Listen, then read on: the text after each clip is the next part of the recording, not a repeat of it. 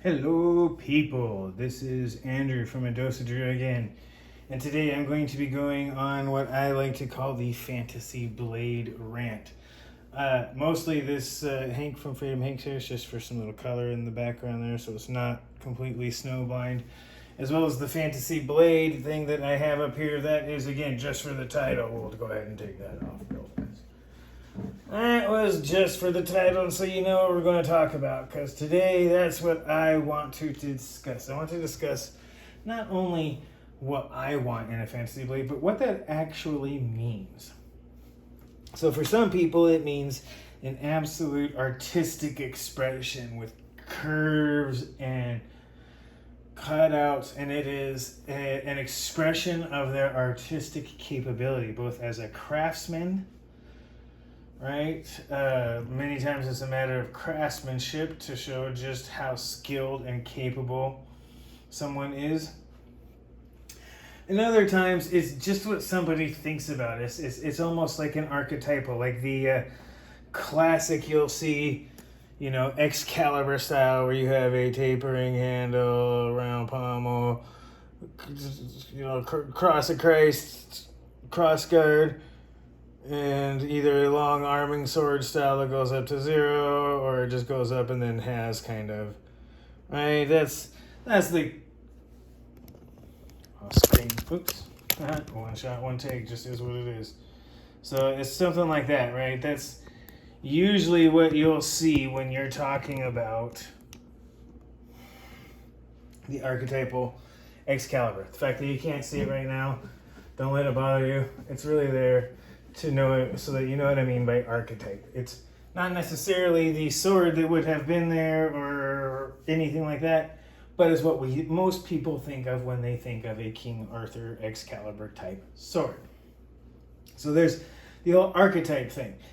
I think of something. For me, a fantasy sword or a fantasy knife is something that I want.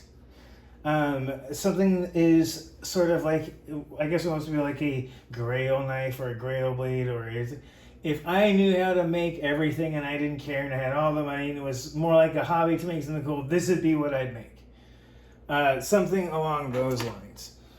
And I believe that's what a lot of knife designers do. So I have things like, today I'm going to be talking about a couple of different ones, but more specifically from, I believe, if I'm not mistaken, the boss man himself, that I believe he sold out, Lynn C. Thompson. The lucky one is one of those ones that I would put in there simply because this works for me as a pen knife. I have two of these, they fit in my wallet.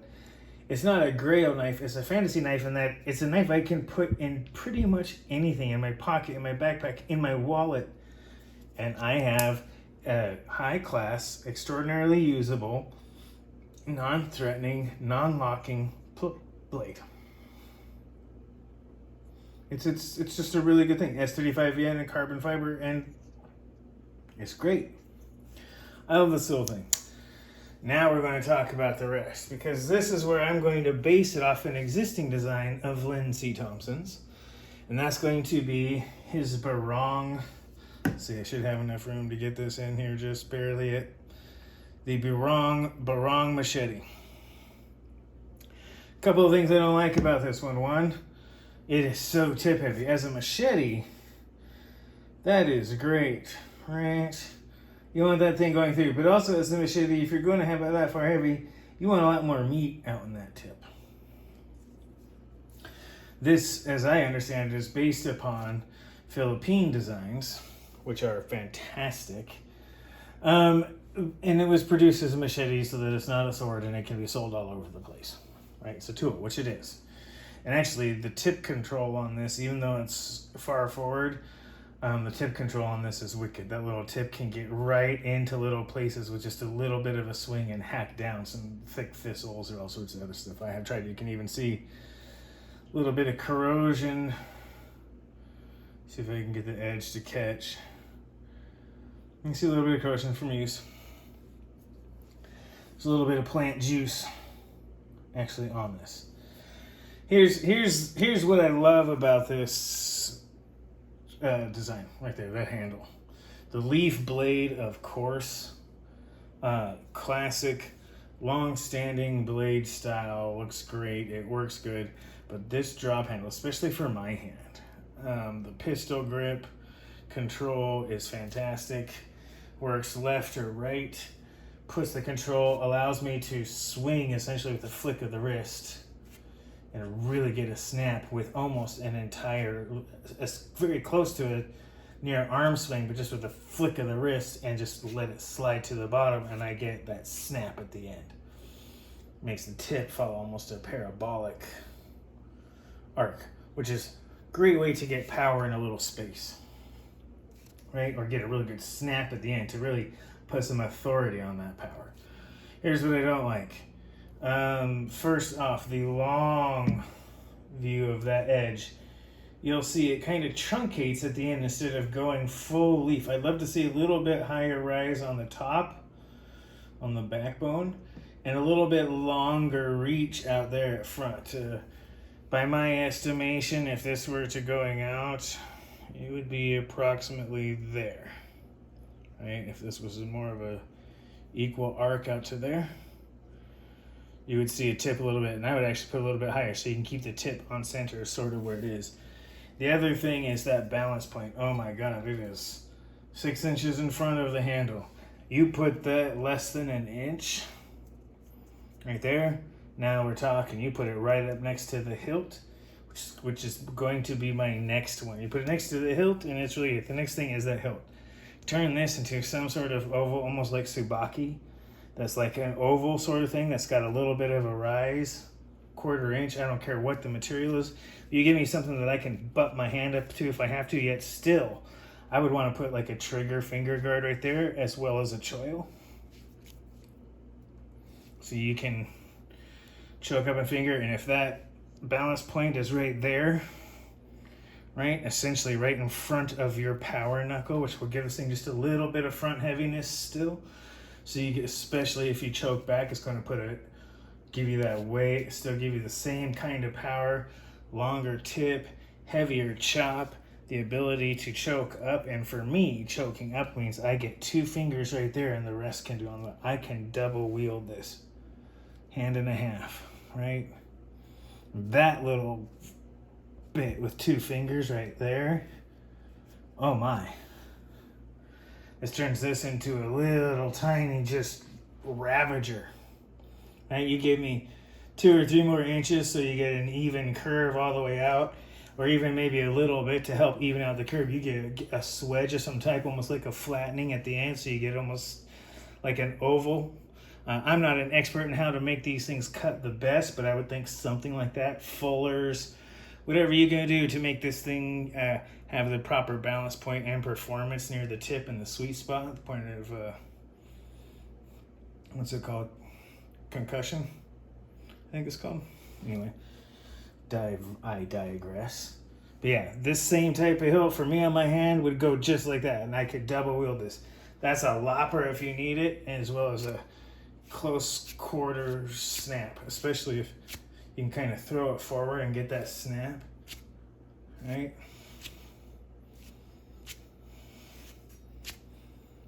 But then if you're like this, I can almost get 2 fingers and butt it right up, and I can kind of get, it's not really, but you get a full trigger finger choil in there.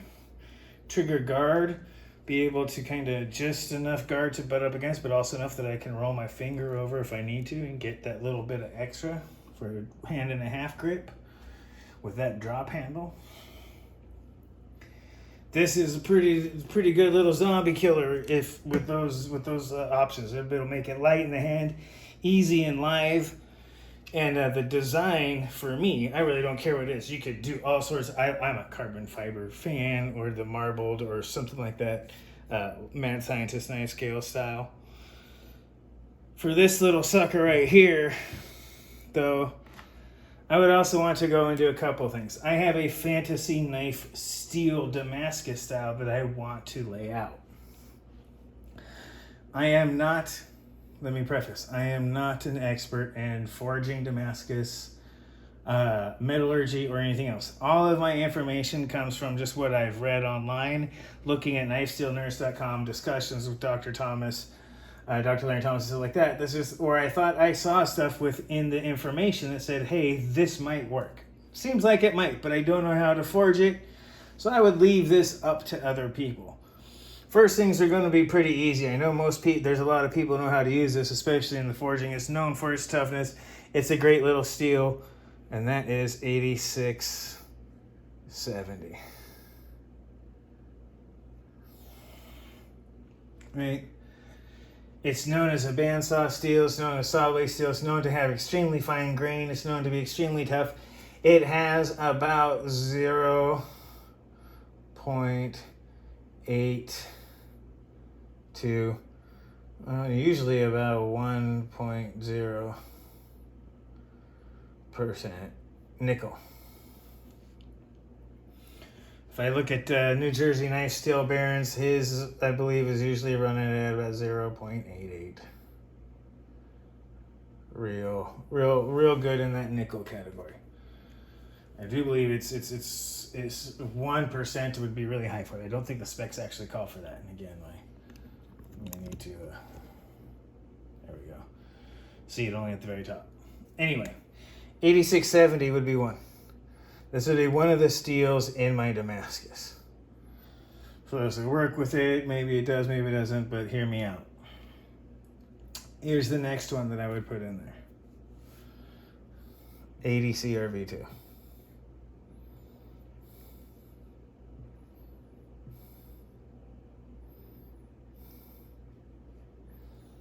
That's the other steel I would want in there as far as like the base steel.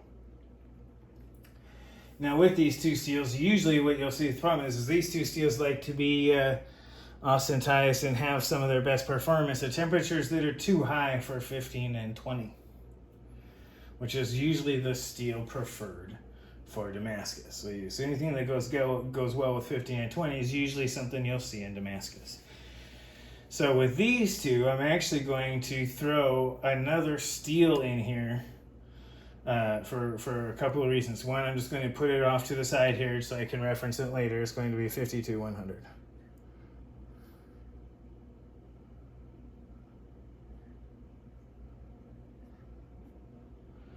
Now, for smaller knives or something like that, it's not as tough as these two. It's probably about half as much, but for smaller knives, if you're going for something like a kitchen knife or something smaller, this has plenty of toughness, plus you get some more edge retention and hardness out of it than you would from the, we'll say the 80 CRV2. So these two right here are either usable in the same one or interchangeable. The 8670 is a good base, and the nickel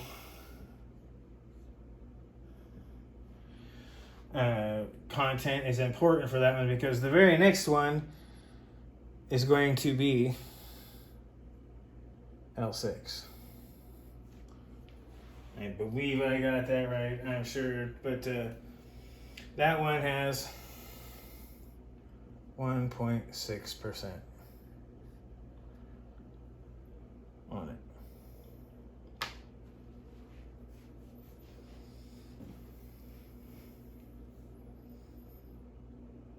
Right, crazy stuff, huh?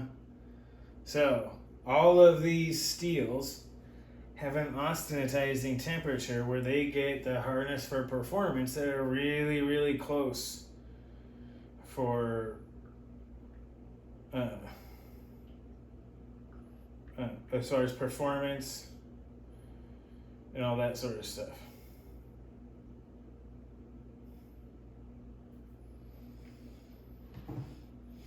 Right, this is 1.6% nickel.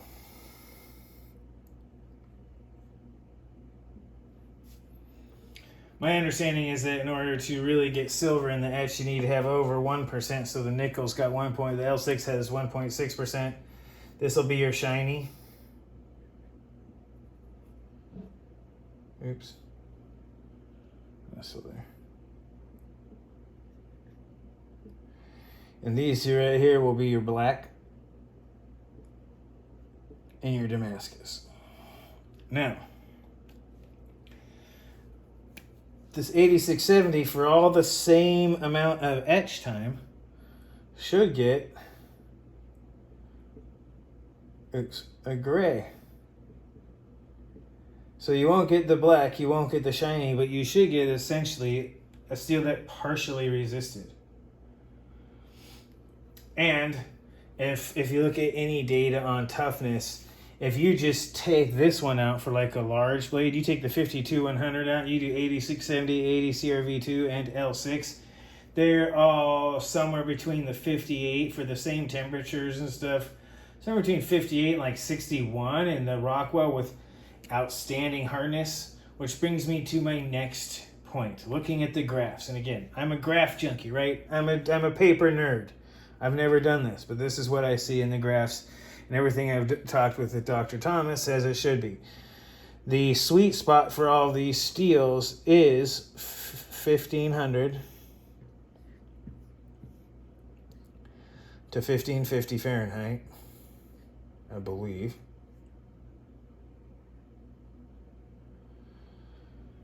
But 1550, you'll overcook the 80 CRV2 and the L6 and the 8670. You won't get any benefit from it, even though with cryo, it's the sweet spot for the 52-100. But if you even just do a freezer, you want to do cryo if you can, but between the L6, the 80 CRV2, and 8670, it won't matter. You can do 1525, right? Fahrenheit. And I believe that's even for a short. You can do it just 5 minutes. Oops. Writing at an angle here. And then put it in the household freezer, and you will get the sweet spot household freezer as you come down from the coolant out of the oil. You get it down to like 150 to touch, but hot.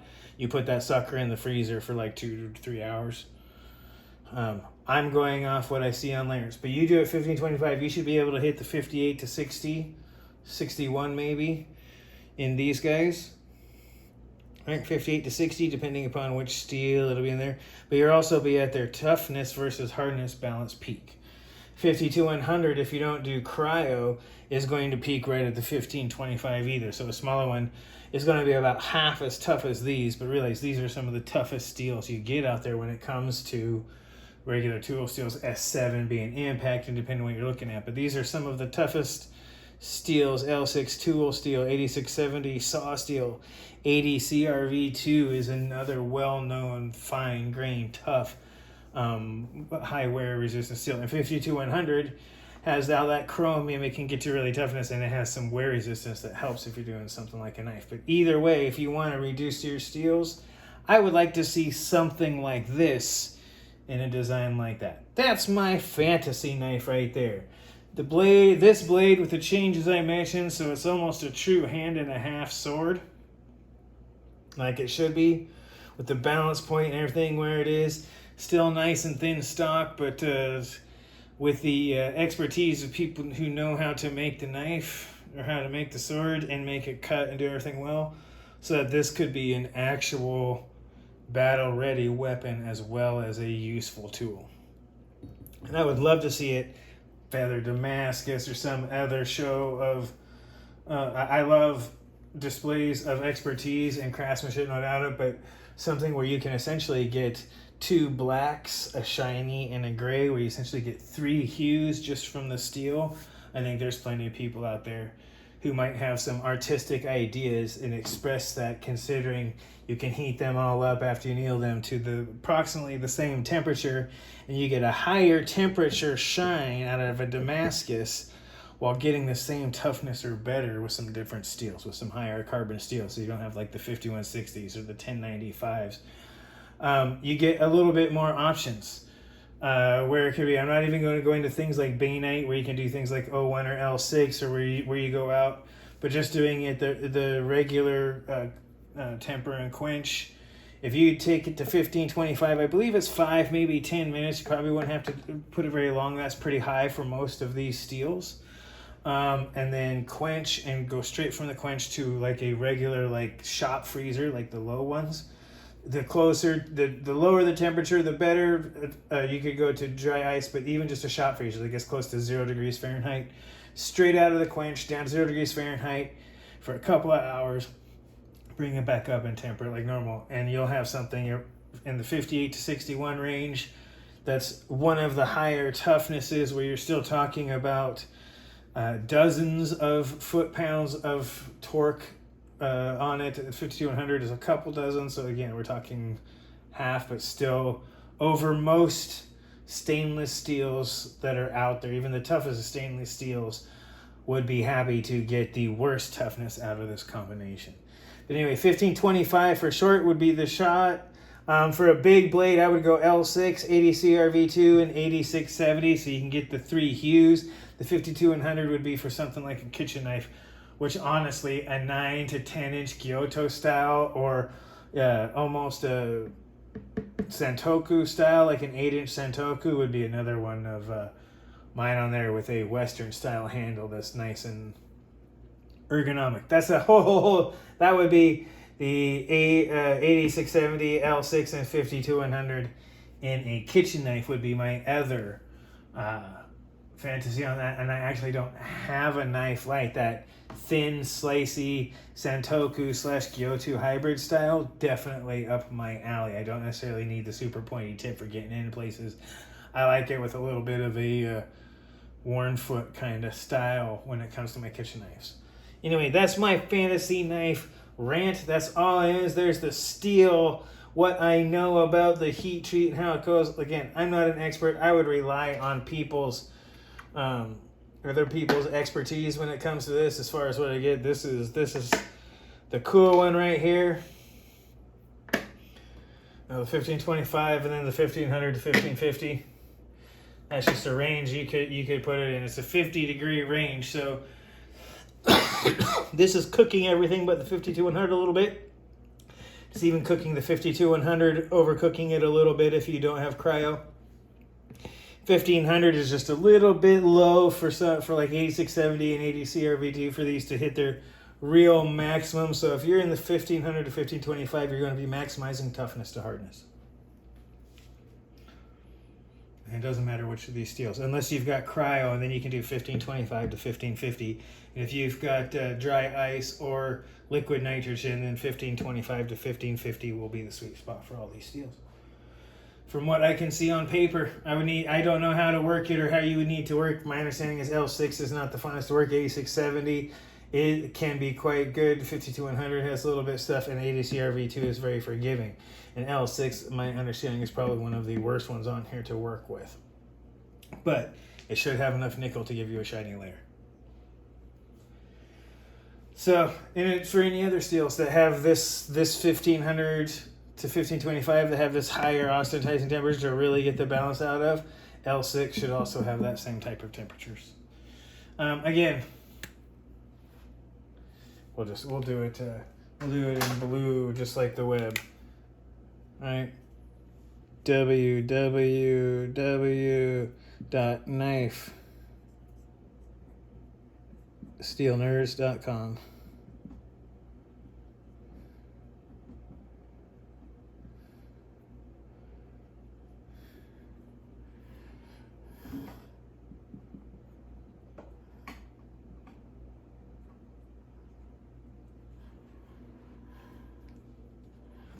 So, yeah, there you go. So, www.knifesteelnerds.com, that's where I got that from. That would be my fantasy blade. Again, I don't have a Santoku / Kyoto in the 8 to 9 inch range that's super thin and tall. Nice couple inch, nice tall 2 to 2.5 inch Kyoto Santoku hybrid. I would love it in Magna Cut. That's another one, just saying. Magna Cut. Magna Cut. Magna Cut. Magna Cut. Magna Cut. Magna Cut. Magna Cut. Oh, sorry. Anyway, yes. Magna Cut and kitchen knife would be my other option. There's my fantasy blades. And what I take as fantasy, I don't do, as much as I love things like the Wheel of Time, He-Man, there's a million swords of legend that I love that are fantasy swords that I do love to read about. Excalibur, all of that stuff is wonderful to read and think about. For me, it would be something like this that would allow me to do hand and a half and get a range of things, especially close quarters combat, as far as like just a larger weapon tool.